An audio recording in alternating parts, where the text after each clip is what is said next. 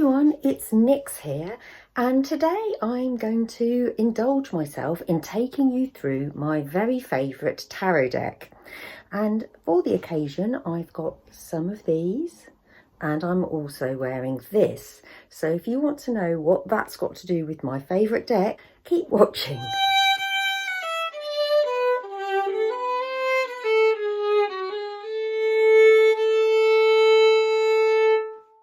So I've been inspired to do today's video by my video reply to Simon at Hermit's Cave, because one of the questions was, what is your favourite deck?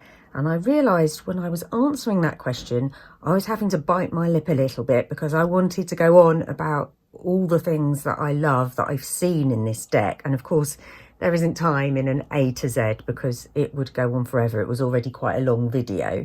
So I thought I'd do this special video here about Tarot of the Master. And I've got some grapes here. And I've also got, I'm not really a drinker, but because of the theme that I'm going to be exploring, I've got this little bottle here. And I'm just going to pour myself a tiny bit. I don't drink a lot, but I better not drink too much or I'll be knocking it all over the cards there.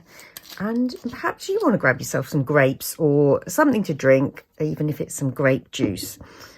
Let's have a little sip.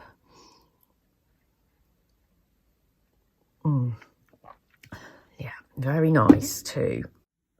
Now this version by Lo Scarabeo, it does come with a little bit of information, more than my coloured version, which just came loose as cards, didn't even have a box with it. I'll just read you a little bit about Vacchetta. Giovanni Vacchetta was born in Cuneo in 1863 and died in Fasano in 1940.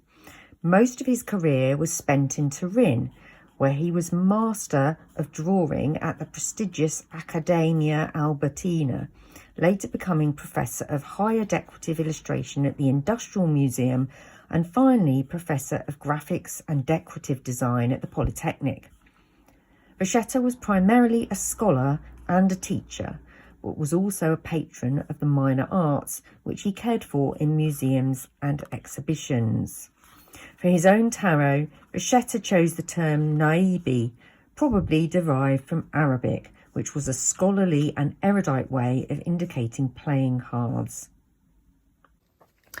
Now, the reason I am partaking of the vine is something that I have been exploring, or rather has it announced itself to me in this rather beautiful deck. And it's this guy here, Dionysus. And how do we know this is Dionysus? Well, he's got his little leopard there. And the leopard was very specifically an animal that was associated with Dionysus, as was the grape. He was the god of wine and frenzy and ecstasy and what we might call divine madness. He's called Il Matto, the madman there. I know perhaps that's not a very politically correct term these days. I will, if I say madness, I'm referring to that kind of way that we lose our rational minds and give way perhaps to creative associations and the less logical and those things that we feel they're dreamlike, they're that other state. And I'm referring to it not in a way that's to do with mental illness or anything like that, but rather something that we all experience in one way or another, or rather that I think is shown by the worship of Dionysus to be a necessary part of our lives. I'm just going to have a little grape there. So Dionysus is a character that I am quite obsessed with. A lot of deities sort of show up, don't they, again and again, or rather they do to me, and they encourage me to find out more of them. And recently at Bacchanalia, I was exploring my tarot decks and the Dionysian character. We've got Bacchus there, who is from Nova Mundi's Bacchus and Fracas deck. He was the Roman equivalent. And then Dionysus crops up as the fool, also in the Circe deck there. And in another of my favourite decks, I'll just see if I can find it here. I've got rather a lot of cards here to, yeah, the Mythic Tarot. There's Dionysus.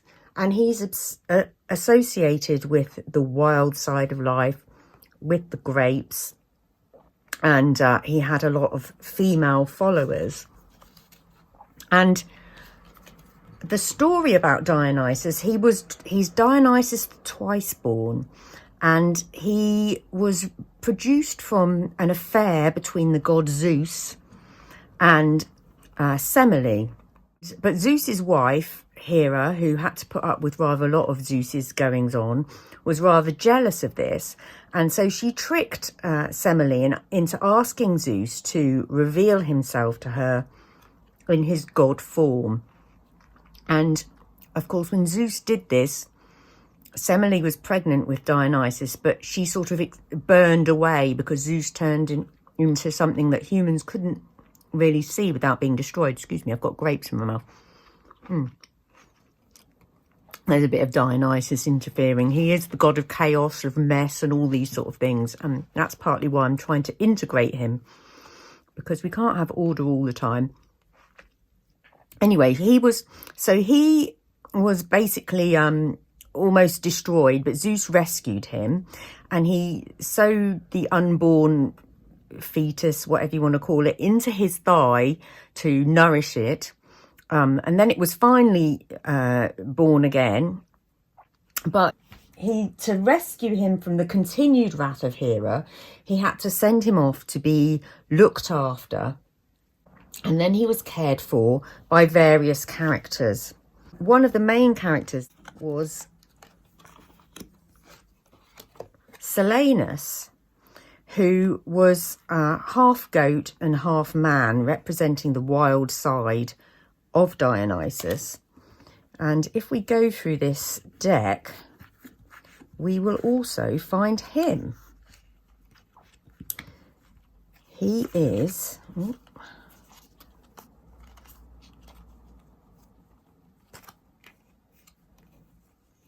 the King of Cups, because he's often depicted as a somewhat older man, a bit tipsy, and associated with vines and grapes again.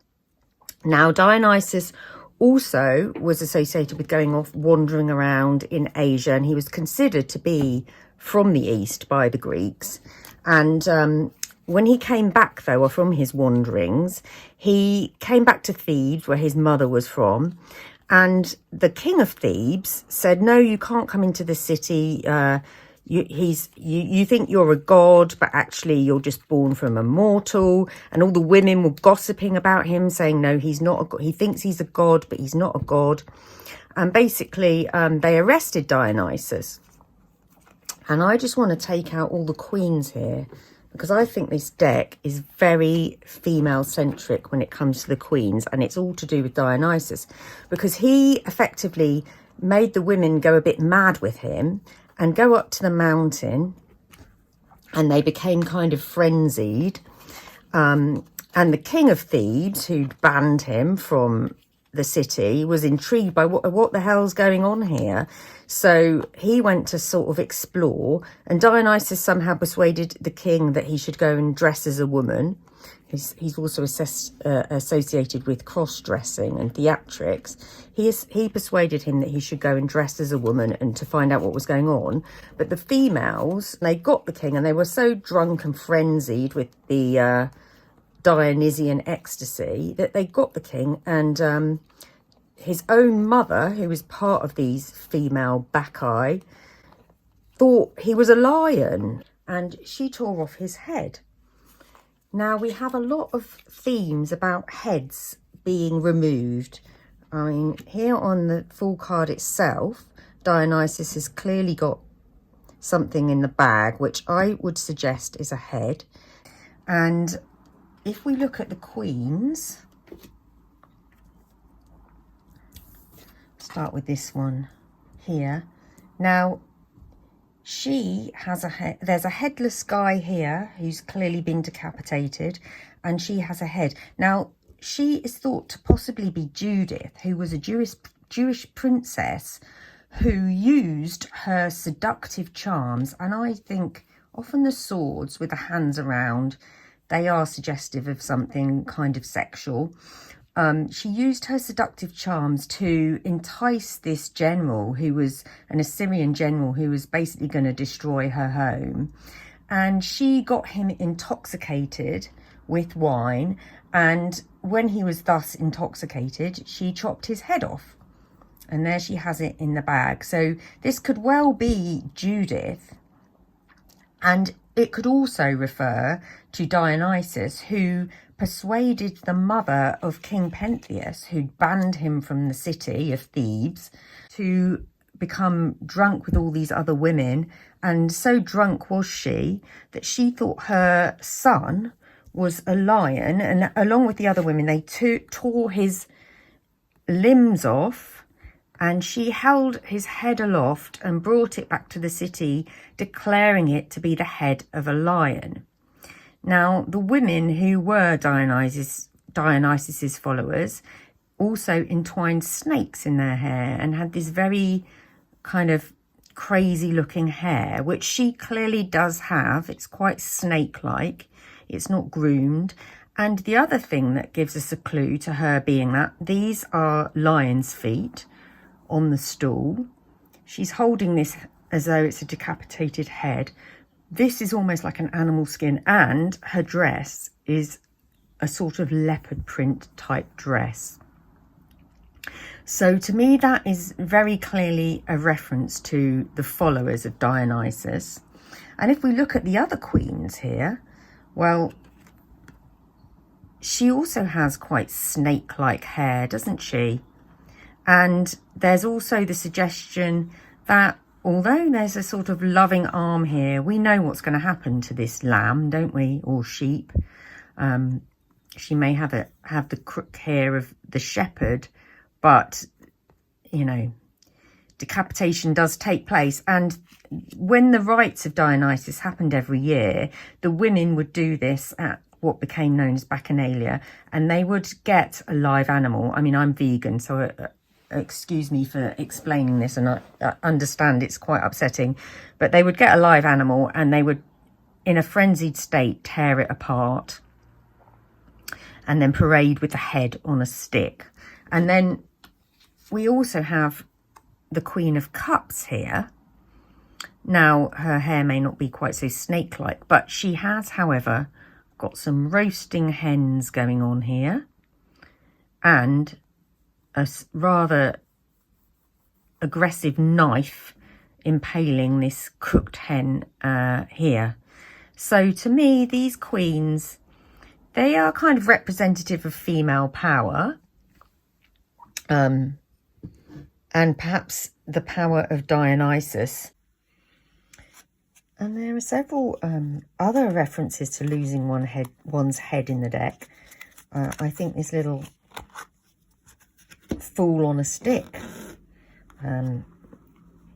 comes from that whole Dionysian side of life, because Dionysus's followers, they would carry a head on a stick. I mean, it was an animal in place of the king, but it was meant to represent the authority basically being rebelled against, paraded around, and also folly and so forth, and the chaos and the crown, the lost crown here.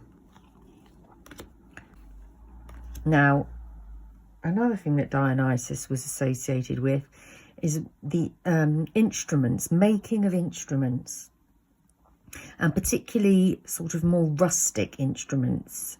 This type of double aulus, I think it's called, which is associated with Pan, as are these pipes.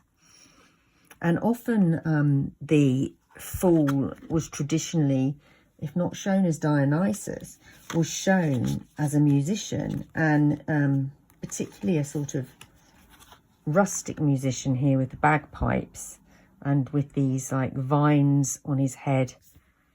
Again, quite Dionysian. This is the Solabusca tarot.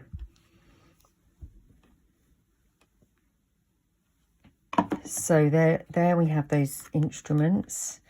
And here this says, they came from one stump but had diverse fates, or words to that effect. And you can see all the different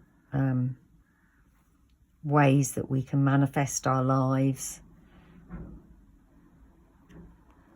We've got the clerical thing there, the soldier.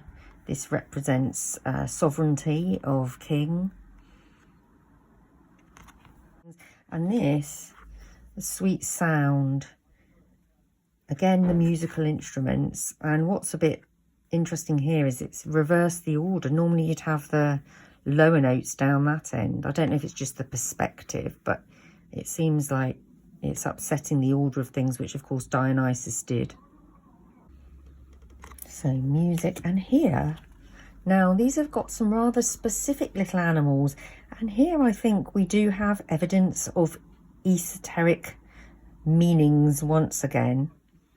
We've got snails, which are hermaphrodites and often associated with Hermes, the god. A little beetle here, which is often about transformation and rebirth. The scarab beetle is associated with rolling dung around, and that is often seen as the transition of the sun. And here we have a sort of spotted toad, which is a bit leopard printy, isn't it? Which is a bit like the Dionysian colours. But also toads were associated with transformation and the soul's journey. Particularly because they turn from little tadpoles into those kind of toadlets and then a fully fledged toad. So yeah, the 10 of Wands. And we have vines starting to creep up. So the vine, the Dionysian vine. Now he does include the papessa here, which was the traditional name for the papessa. And then if we go through here, this guy, he's not called the Pope, is he? He's called the Hierophant. And what's interesting about that is that this is the first deck that is known of to use that title on a card. So why did he call it the Hierophant? Because that hadn't been mentioned anywhere other than in certain esoteric texts, particularly De Gebelin. So he clearly had a motive for changing the name and having these keys here. This is the Trajan pillar in Rome, which is a little bit like Nelson's column, only much more ancient, and celebrates the victory by the Roman emperor at the time over the fights, the wars with the Dacians. So that puts us in Rome. So that's kind of interesting that he's the Hierophant. And then we also have this card. Now, this is called Love rather than The Lovers. And this Dolce Travaglio translates as sweet struggle or sweet work, sweet toil. Now, why did he put that up there? He hasn't put any mottos on the other ones. What was so sweet about it? And if you look here, he's got amor again without the E, which is Roma or Rome backwards, isn't it? And we've got these two doves here, which could be seen as lovers, but also Dionysus rescued a couple of siblings by turning them into white doves so that they would evade being killed, basically. So I think that could well be another reference to Dionysus. And then here, once again, we have the two white doves up on the roof of the hermit. I'm still investigating who this chap is because I don't think he's a random hermit. And if anyone has any ideas, I'd love to hear in the comments. I think this is quite a specific hat, isn't it, and the garb. So who is he? What sort of sage is he? I'd be interested. And also, these two little rabbits appear. I know there's sort of hidden rabbits in the RWS deck, but there's two here. And the rabbits were often given as sacrifices to Dionysus by the Bacchae, the women that followed the sect that followed Dionysus. Now here again, on the Wheel of Fortune, we have the very snake-like hair of this figure being run over, and very snake-like hair again here, and we have the white rabbit. So we've got things repeating themselves, and I don't think it's random. I just want to show you on the world as well. Now, is that the snake-like hair of the world and this figure here? Another thing with this world card is that he changes the traditional order of the animals. So normally the lion is over this side and the bull is over this side, but he puts the bull here and he associates that with autumn, which is usually associated with spring, if you think about Taurus and the like. And then he puts the lion here.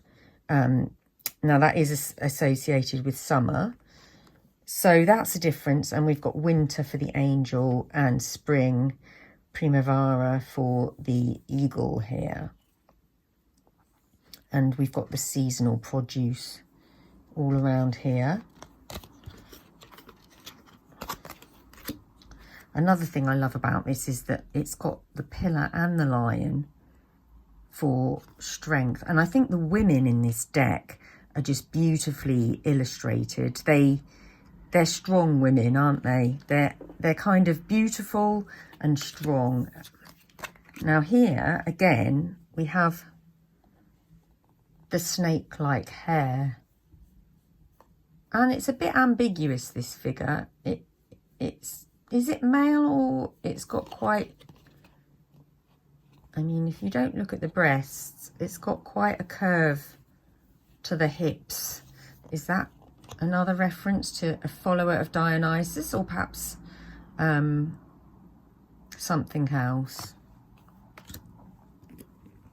And then in the death card, we've got mercurial suggestions. Now, Mercury was a brother to Dionysus. Half brother. They were both offspring of Zeus, and he was also given to caring for Dionysus. And here we've got the little wings in the helmet that are often associated with Mercury, as well as the wings in the cap of death. And of course, Mercury is the same as Hermes, from where we get Hermetic and Hermetic Order of the Golden Dawn. And even further back is considered to be a version of Thoth, or Thoth, as I prefer to say, because the name comes from Tahuti, which to me it's more closely associated with the word Thoth. And indeed the Thoth deck originally would be called, when the green coloured one came out, was called the Green Cross Toad, because it sounded a bit like the UK campaign, the Green Cross Code, and because Toad sounds like toad, and that joke only really makes sense if you don't say Thoth. Plus the th sound is not very common to many languages. We have it in English, but you'll hear like my mother, who grew up in India, she has trouble saying th and gets confused between three and tree. Irish as well often don't say th, they'll say tr. So I personally like to say toad. And this devil card I absolutely love. I'm not quite sure about where this imagery comes from, but he has got sort of pendulous breasts in there. And if you notice, everything in there has got its mouth open. The bigger demonic character is engulfing this smaller little demon, which is on a tongue. So I'm wondering if it's about speaking ill of people, and perhaps the power of word. And this serpent has also got a very open mouth. And there was something that when Dionysus was condemned, the idea is that it originated with the gossip of the women in the city, spreading this idea of Dionysus not really being a god, and that energy had to be translated from kind of the gossipy energy into this frenzied divine ecstatic energy of his followers, a sort of catharsis. And there's a lot of suggestions that energy is needed to be released, otherwise it comes out in bad ways. Now here, the tower, I again think this is a reference to Dionysus. And the colouring in this is a little bit, I think, a little bit misleading, because if you look at this black and white Vacchetta, or rather untinted Vacchetta, you will see that on the tower, the figures aren't clad. These two figures here are not clad, and this one's impaled. Now, Dionysus was raised among satyrs, which are sort of half goat beings, and a particular satyr he was raised with was Ampelos, a handsome satyr. And Ampelos and Dionysus ended up kind of being effectively lovers. They were very they were basically together. Let's call it homoerotic. Let's not beat around the bush, so to speak. And there was the one fly in the ointment, though, for their relationship. And that was that Ampelos was mortal, whereas Dionysus, being a god, he was going to live forever. But Ampelos realised that, I'm just putting those together, see if you can see what I see between these two figures. Ampelos realised that he could get Dionysus to grant him immortality, and to impress him, to give him this, he decided that he was going to ride this wild bull, as you do. I know the gods do, and the gods' friends do strange things in these myths. But he got rather braggy about it, and he said, "Oh, I'm a better rider, than any of the gods." And the goddess of the moon was so enraged by this boasting that she sent a gadfly to sting the bull that Ampelos was riding. And basically, Ampelos ended up being thrown from the bull and gored by the bull. And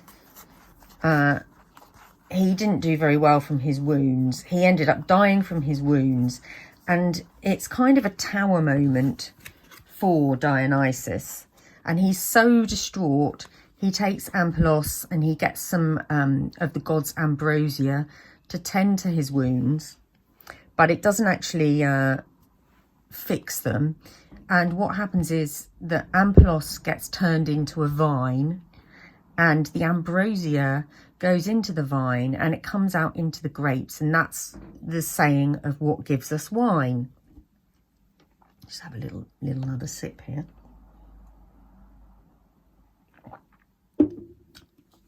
Now, if you look on this tower card, you may not be able to see it very well, but this is in Turin, which itself is, and La Tour, they're all words that etymologically are related to bull. If you think of Taurus, Torridor, it's the word for bull in Italian, and in Latin we have the same roots. And here we have a little bull as the shield on this tower. And if you look here, this figure is impaled on a horn that is very bull-like. And I think this tower moment is another reference to Dionysus and his lost love, which ended up giving us wine. And I think my medieval knights, now they also ended up often having these kind of effective marriages. And they kissed each other. The knight would kiss the other when they sort of brought them into the knighthood. And they'd have these very close relationships that were written in, you know, extremely romantic ways in some of the literature. And I think the way they're holding these swords. Now, I've read Peter Mark Adams' analysis of the Solabusca, and he talks about how these swords and the imagery and holding them is often decidedly homoerotic. And then we have these two characters here. And now we even have Bacchus, Bocco, which is another Bacchus type name. So I think if you look at these hands,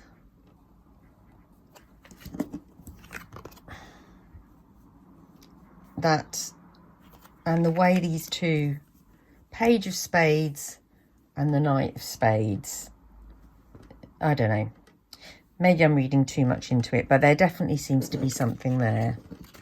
The pointing down swords continues. Let's have a look at the suit of swords,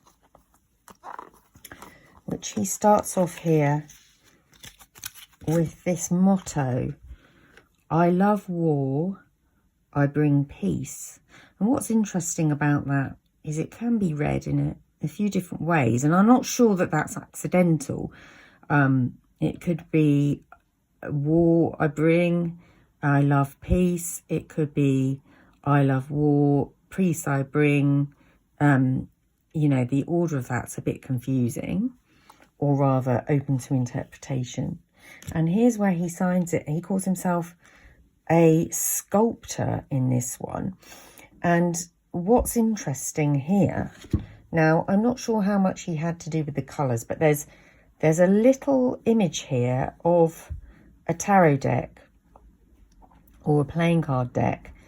He doesn't call it a tarot, he calls them naibi, which is thought to be an Arabic word, again coming from the East, which to me suggests that he thought that some of this stuff came from possibly from the East. And these cards are not his deck, but another deck. And here they are in green, which I think refers to the emerald tablet, which would be to do with carving stone, wouldn't it, as a sculptor. And the emerald tablet is a hermetic source, which is thought, even A. Waite, who designed the RWS, believed in this ancient wisdom, which is thought to have been passed down in many forms, possibly from Mesopotamia, even before the ancient Egyptians, but a form of ancient wisdom that then has carried through into tarot. And we also have some other little details to get your head into there. There's Valor written on there. And here are some artist's tools and perhaps something to do with masonry there. So I think there's a suggestion here of something being transmitted, something from earlier. So, you know, esoteric or not, I think that there's definitely connections in this deck. And I'm still finding things. And none of these swords are really brandished. But again, we've got reference to Hermes with the winged helmet.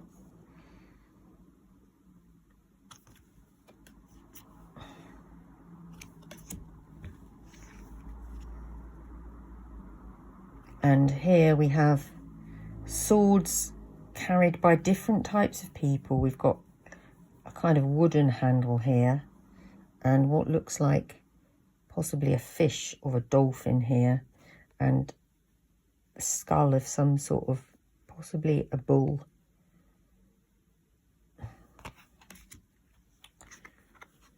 And the lion on this. And these are kind of Eastern shaped weapons. Again, a plethora of different influences. And a real heart. Now, some people might think of that as being a very modern take on the heart, but he was doing it then, in the end of the 19th century when he produced this.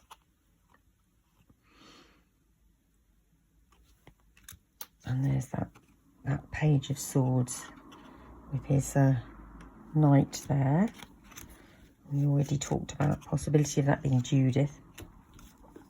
And these interestingly shaped shields, they are very familiar from the Solabasca tarot, the 15th century Solabasca. These kind of fan-like shields.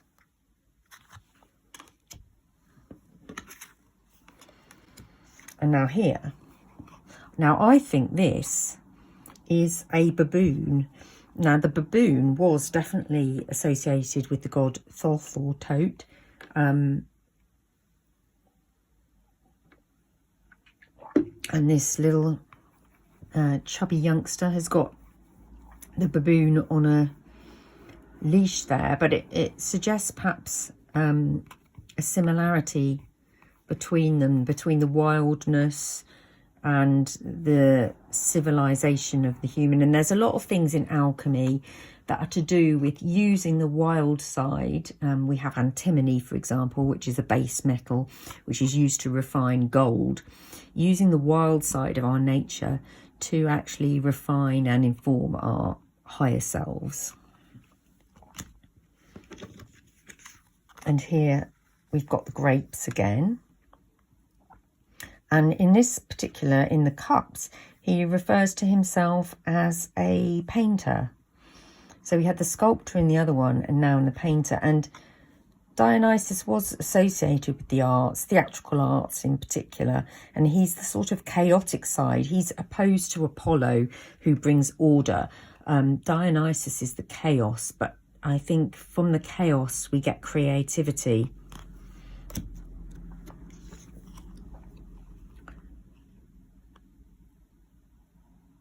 And here we have I think, the two cups, again, a little angel with a stringed instrument, and the descendant of the union of these two cups, effectively supporting the higher level.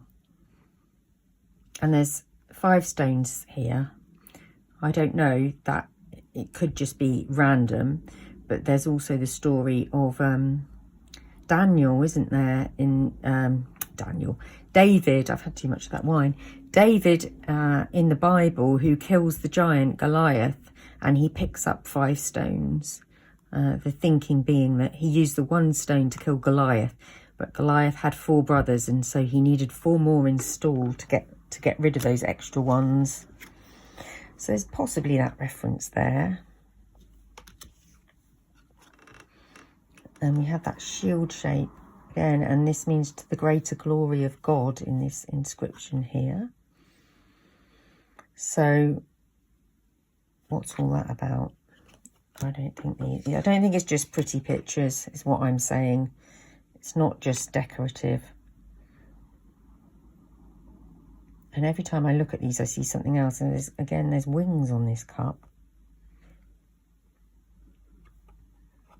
And some sort of wildish cat creature and a bird.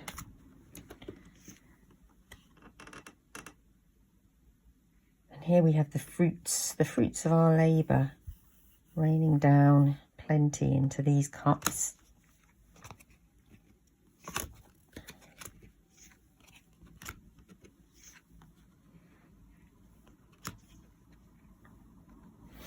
This little plant appears a few times. It's been painted red, but it could be a vine. I don't know. If anyone has any ideas about what that is. There's little hearts drawn on the thing here, so I don't know. Oh, it's the Queen again. And there's Silenus, who I think is Silenus, the tutor, and almost, well, he was his companion. He travelled with him everywhere, and he was kind of his foster parents. And if you look in these little engravings of these little putti, these little cherubs, they're kind of fighting a little bit, not in a playful way, but there's a suggestion of revelry and perhaps a little bit of the ways that we behave when we're kind of becoming a bit irrational. And he has got his little hand of authority. There's a stick there with a hand on it, which can indicate authority, but he's using it to stir his pot there of wine, that King of Cups. Now the coins are very interesting. And here he says that he was making these cards in 1893. And we have Caesar Augustus here. And we have this coin here that has got a kind of mercurial figure. I did find a coin of this Titus guy. It wasn't Titus the emperor, it was another Titus. And I'll show that. There's a picture in the public domain of that coin. And I think this coin suit, I think it has something to say about the relationship of money. There's all emperors on here, but this has got a spade on it, which is associated with the swords. And this is a very spade shape. And I think perhaps what he's saying is that there's power in money that is perhaps greater than the sword, or it's needed to fund wars and therefore support power. And we have some playful little bells as if to ring out on top of that thought. And we have more weaponry almost in the coins than we have in the sword suit. We've got a sword here. We've got some sort of shield and a placard and a spear as well. And a tree that is sprouting life, some acorns and leaves. And then, of course, Dionysus also, and Mercury associated with music and kind of the making of musical instruments. And we have that shown here. I'm not sure of these peacock feathers. Did he choose those? Were these rather peacocky emperors? I'm not sure. It could be.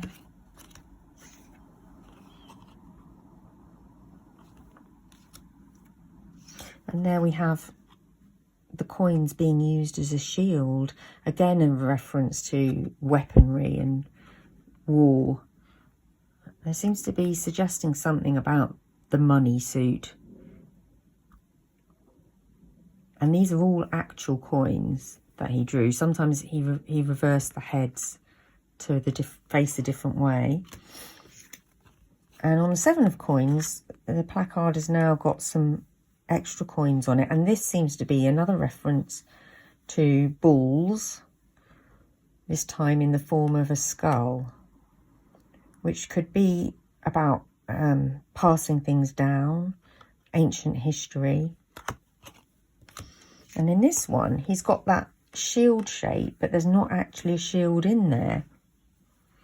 And this made me think of Arthurian myths almost, and the sleeping lord. Is this a reference to some sort of power that is dormant, that can be manifested again?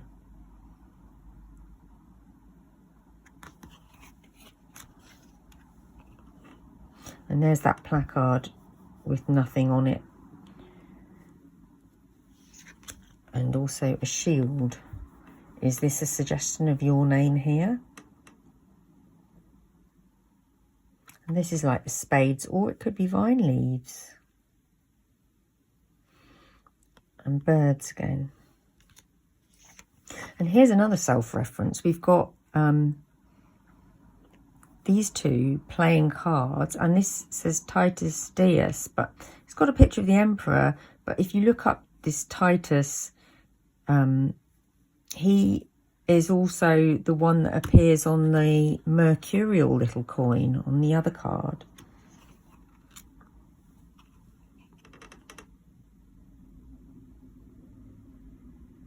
I love the way these horses look at you.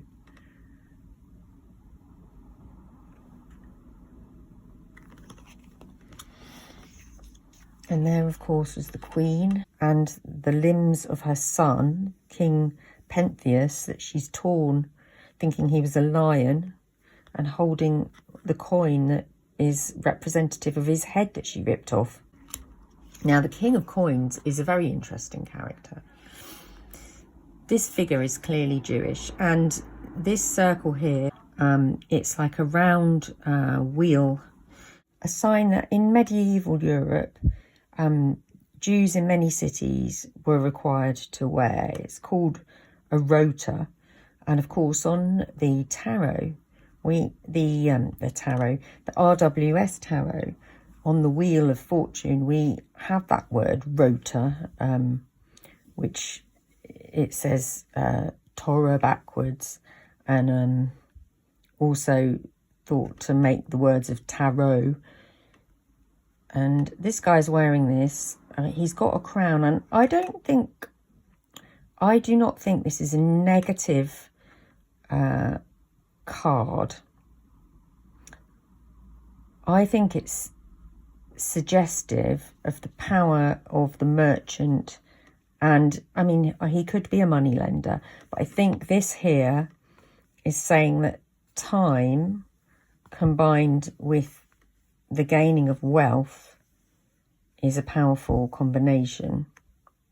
And he's got almost, this is like ermine, which is associated with royalty, and the crown is associated with royalty. And obviously he's the king. And these tools, scissors and a knife and a kind of horn, that could be a leather maker, or I'm not sure. But I